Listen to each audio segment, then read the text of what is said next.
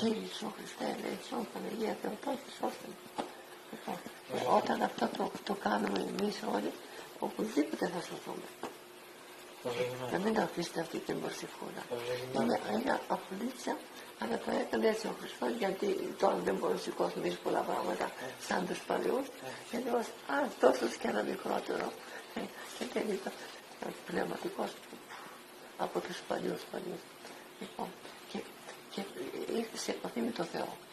Και του λέει, συγχώρεστε με, μεγαλειότατε Θεότατε, σε παρακαλώ. Μπορείς να μας φτάσει μέχρι τα λεπτά 8, 9, 10 σώδουνε όταν ήταν για κόλαση. Λοιπόν, έκανε αυτό. Μπορώ να σωθούμε. Ναι, κάνει. Είσαι. Μπορώ να πω και κάτι άλλο. Ναι, πες. Μπορείς να το κάνεις 5.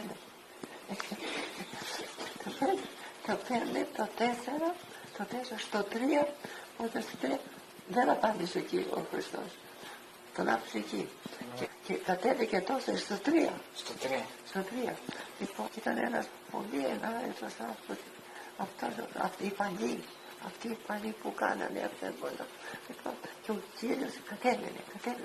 Λοιπόν, και τώρα μας κρατάει στο 3. Άμα περάσει καιρός και κινδυνεύουμε και πει αυτός και δεν πεθάνει, δεν πάμε στο 3. Ναι, στο 2. Και έτσι να μας πάει όλο μέσα. Τώρα καταλήξαμε σε αυτή την προσευχούλα που σας είπα τώρα αυτό.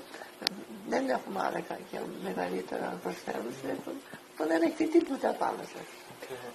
Πρέπει να ταπεινωθούμε, να μελετάμε, να προσευχόμαστε ότι με το παραμικρό Κύριε Ιησού Χριστέ, ελέησον, Κύριε Ιησού, Παναγία Θεοτόκη, βοήθησε να κοιμάται και άμα ξυπνήσει Κύριε Ιησού Χριστέ, Κύριε Ιησού, και στον δρόμο και όπου όλη την ευχή, αυτή η προσευχή θα γίνεται θυσία, σωτηρία.